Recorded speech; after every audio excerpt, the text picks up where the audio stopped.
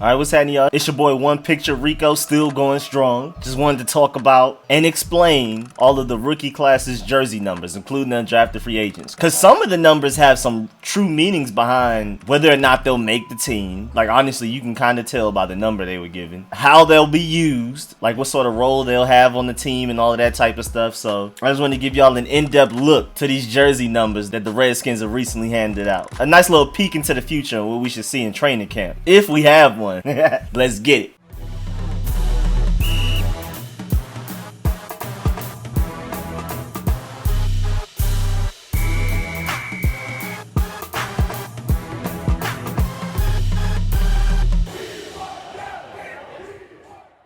Alright, so first of all, you had the first pick, second overall, Chase Young. He's going with 99. That's easy money. That's the number he wanted. I'm assuming Caleb Brantley came up off that 99 he had. I guess he said, whatever it takes to make the team, I'll wear -3 if I got to. Oh, I just looked it up. Caleb Brantley switched to 96 so that Chase Young could get 99. That's a bet. So Chase Young now has the 99, which makes a lot of sense. We should expect to see him wearing 99, making all kinds of Pro Bowls and all pros all the way to his Hall of Fame jacket, you feel me? But the 99 indicates that he will be playing defensive end. I mean, we already know for a fact, now that we have Jack Del Rio as our defensive coordinator, and at the very least Ron Rivera as our head coach, they were switching from a 3-4 to a 4-3. But Chase Young's 99 makes it very clear that we're going to be a 4-3, and he's going to be fingers in the dirt, not dropping back in coverage, going straight to the quarterback and setting the edge at all times. So get hype.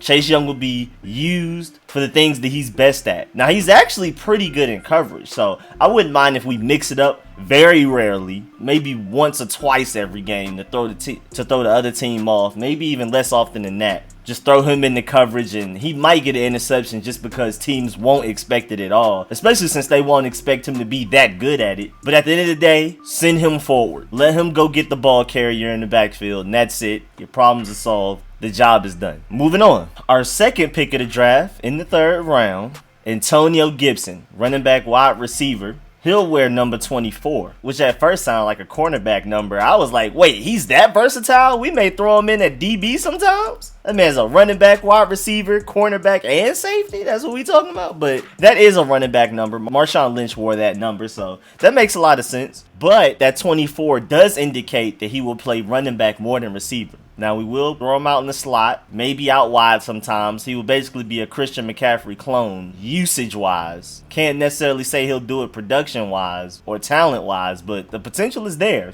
But since Christian McCaffrey is a running back, even though he does a lot of receiver things, that's mostly how Antonio Gibson will be used. And his number being 24 strongly indicates that he will be more of a running back than a wide receiver. So we can go ahead and end that debate now. All right, then you have Sadiq Charles. He wants his number 77 from college, which makes a lot of sense. But the thing that this shows me is that with 77, he's pretty much just going to be playing tackle. Eric Flowers was actually the one wearing 77 last year, so now that he's gone, that's easy for Sadiq Charles. I've heard some people say, move Cornelius Lucas to left tackle or Jason Peters if we were to sign him, even though it looks like he may end up going back to the Eagles. But have one of them at tackle, Morgan Moses at right tackle, which will leave Sadiq Charles at left guard over Wes Martin. But nah, I'm pretty sure that won't happen. His number is showing that the Redskins are going to heavily invest in him being a left tackle. If he has to sit behind somebody for a few games, maybe Cornelius Lucas or like a Jason Peters like I just mentioned, then so be it. But out the gate, he will be a tackle, and I highly doubt he gets any real snaps at any guard position until then. He's either going to be a backup tackle or a starting tackle. I don't project him being a guard at all at the NFL level at this point. And his number just proved it. It just solidified that fact. All right, now we got wide receiver Antonio Gandy Golden, another steal in this draft. So far, we've run through all of the great picks the Redskins had. He will be wearing number 10. He wore number 11 in college, and he kind of looks like Julio Jones in his tape, but there's already a number 11 on the team. That's Alex Smith. So I know y'all are saying, well, why don't we just get rid of Alex Smith? Well, I wanted to go ahead and bring up the contract details just in case, because I'm pretty sure people were going to ask that question. I had the same question, so I was like, I might as well look it up for y'all. So it would be nice to release Alex Smith, but it wouldn't necessarily be worth it. If they were to release Alex Smith right now, he would produce $32 million worth of dead cap. That's $32 million worth of cap space being given to a player that's not on the team at all. So Rather than that, the Redskins will just wait to probably release him till next year, where he'll only be $10 million worth of dead cap. So at the very worst right now, just hold him onto the roster, even though he's taking up a lot of regular cap space. He's only a $21 million cap hit. And even though with this documentary coming out showing that it's very unlikely that he'll come back and play, especially this season, even as a backup, it's just more worth it to have him as a $21 million cap hit and keep him on the team than to have him as a $32 million dead cap hit and not be on the team. He'll literally take up $11 million more dollars not being on the team than if we just hold him on the team, which is crazy.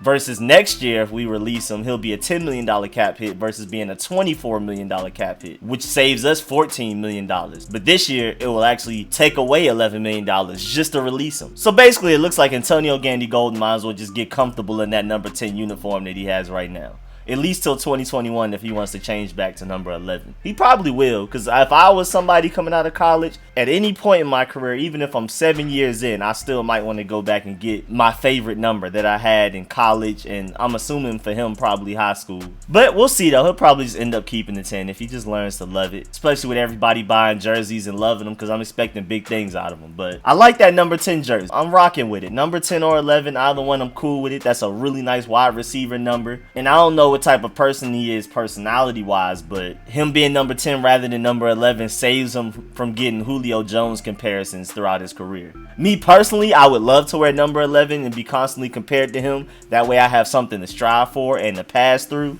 But you never know, some people might not like that type of pressure. But either way, moving on. Then you have center Keith Ishmael, number 60, which makes sense. He's an athletic project that's going to take a little while before he's truly ready to step up into any serious NFL role, especially starting. But the potential is there. Right now, with Chase Roulier holding it down, being one of our most consistent offensive linemen over the past few years, especially during that Alex Smith season, I'm expecting him to hold down the starting spot. Keith Ishmael will definitely play a backup role. I expect him to make the roster, so we'll see how that goes. Then you have safety linebacker hybrid Khaliki Hudson. I like that 47. That proves that he'll be more of a safety, if anything a box safety, than a linebacker. Anybody that wears 47 is usually destined to be more of a safety than a linebacker. Josh Harvey-Clemens wore 40, and he tried to transition from safety to linebacker, but it never worked out. Even after he added 50 pounds of muscle, he got hurt before we could truly see what he could do as a linebacker. We were all hyped up. I know I was. Josh Harvey-Clemens had all of that speed and coverage ability and range, and then he added 50 pounds of muscle, so I couldn't wait to see if he still had that speed along with that new size and that new durability and strength. And then he got hurt before we could truly see it come to fruition. But Josh Harvey-Clemens was more of a safety in his safety linebacker hybrid role,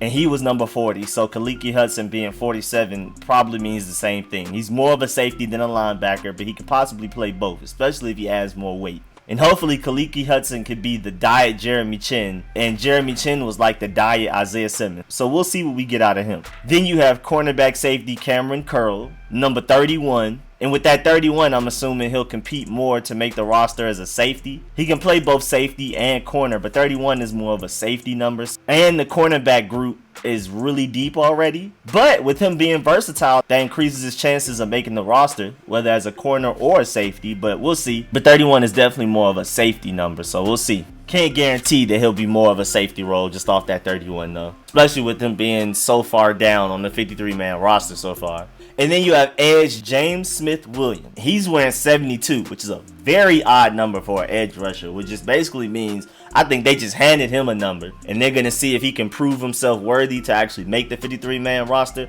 I mean, the chances of him making the roster are so slim already just off the fact that he's an edge rusher. We already have Montez Sweat, Chase Young, Ryan Kerrigan, Nate Orchard, Jordan Belfort, 2019's last draft pick, has so much potential. He just got hurt. And I'm pretty sure we're only going to keep 4 of them, and that's 5 of them right there without James Smith-Williams. So that 72 just pretty much shows that, you know what I'm saying, we'll give you a real number if you prove yourself. But as of right now, you're basically an offensive tackle on this roster. But I'm rooting for him to go out there and prove himself and earn himself a number in the 50s or the 90s, because that would make a lot more sense. And now we're down to the undrafted free agents. First of all, you have quarterback Steven Montez. He's going to wear number 6, which makes a lot of sense. That's a decent quarterback number. The Redskins are expecting to bring him up as a project big, strong, athletic guy, one of the strongest arms in the draft class. So Kyle Allen's the dependable backup. Dwayne Haskins is the franchise guy, and Steven Montez will be the developmental project that can end up being really good if he works out, or he could just end up not being good at all. And they brought him in as an undrafted free agent, so it doesn't hurt that much. But I'm expecting him to be practice squatted throughout the regular season, and he should get a lot of snaps and minutes during the preseason. And then you have wide receiver Isaiah Wright. He's wearing 83. Makes sense. Wide receiver number. Expecting big things out of him. And then you have tight end Thaddeus Moss, my boy. He's wearing 46, which indicates a lot. The fact that he's not a number in the 80s shows that they probably will use him as more of a fullback role. I forgot exactly who in my streams recently brought up the idea that he could probably be a Chris Cooley type, but along with the fact that he was the best blocking tight end in this class, if not the best, definitely top 3, especially out the gate day 1. It definitely can make sense that they could use him in a more Chris Cooley role where he can be a tight end and a fullback. I've heard that the Redskins may be considering bringing in a fullback also. So now it's just 2 birds, 1 stone. We have the best blocking tight end on our roster with sure hands that won't drop a pass. I mean, you throw it to him, fade route, he's able to tiptoe both feet in bounds barely, box out a corner, and still come down with the ball for a touchdown. And at the same time, he's our best blocking tight end. And then we can move him at fullback if need be. Oh, Thaddeus Moss is going to put in work on this team. I promise y'all that. The people that didn't love him are going to learn to love him. He's going to be so versatile for us and dependable. So yeah, that 46 jersey number just shows that he will be used as a fullback quite a bit. Expect him to basically be used like Chris Cooley, who wore, I think, 47, I believe. So that makes a lot of sense now. And then you have wide receiver Jonathan Johnson. He's wearing number 12, which makes sense because he's one of those speedy receivers. Ran a 4.4 at the 40 time. His lowest 4.4 was a 4.32 at one point, but his official time is a 4.4. So he's a speed demon, so it makes sense for him to wear number 12. That makes a lot of sense. The bigger receivers normally wear a number in the 80s, and the smaller, speedier guys wear something in the teens. So that makes a lot of sense. Oh, and in random news, Caleb Wilson switched to 45. So tight end Caleb Wilson is now wearing 45 instead of 83. And I couldn't find a jersey number for the German defensive lineman that we brought over, David Bada. But he wore number 14 over there in Germany. But I doubt he wears that over here. That's not really a defensive lineman number, but we'll see. So far, the only person wearing number 14 right now is Jordan Vesey, a wide receiver. So don't be surprised if David Bada ends up making enough noise to make the roster. He'll probably end up getting that 14, but more than likely he'll end up getting somewhere in the 90s. Right now, every 90s number is taken up on the roster, all of them. Every single one. So this is an interesting situation for David Bada. We'll see how this goes though. You know how in training camp and mini camp and all that type of stuff, people be wearing the same jerseys. But yeah, man, that's all of the rookie classes jersey numbers, including the drafted free agents and the meanings behind a lot of them. Not all of them have some deeper meaning, and not all of the meanings I give y'all may actually come true, but they're definitely strong indications of what's to come in the near future, especially for a few of those guys. I definitely expect Thaddeus Moss to play more of a role that suits the number 46 than a number in the 80s.